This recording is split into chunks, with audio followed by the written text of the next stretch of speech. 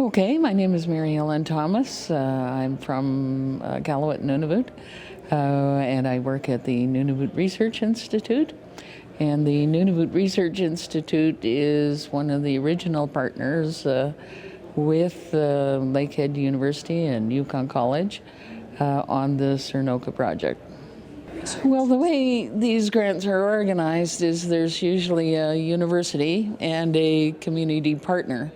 And so the three Northern Research Institutes, the one at Yukon College, the one at Aurora College, and ourselves, are called the community partners. So we are there to give some community insight into the work of the academics and to help guide the process as we go through these next 7 years of conducting research as part of ReSDA. Years ago, I read a book that said all of the really important things that you learn in your life are usually learned at the kitchen table, not in academic textbooks or university classes. So I thought a lot about that and about the things that were really important for me to learn in my life, and it was true that I'd learned them from my aunts or my grandmothers or my friends or my neighbors, and I'd learned them at the kitchen table and not in a work environment. So I always try and have that perspective when I come to these big projects, that not to get too carried away with self-aggrandizement and self-congratulations, but to think of it is how in the homes and the families of the communities where we're working is this information used. And that's always been my perspective, is to kind of think back, is this useful, why is it useful, for whom is it useful, and try and get to that level. It's much too easy for researchers to write great big reports and kind of live within the walls of the university and suddenly spend 4 or 5 years of their life doing a report and then stay within their walls, but kind of every once in a while throw out over the wall some kind of book or magazine that they think might be useful.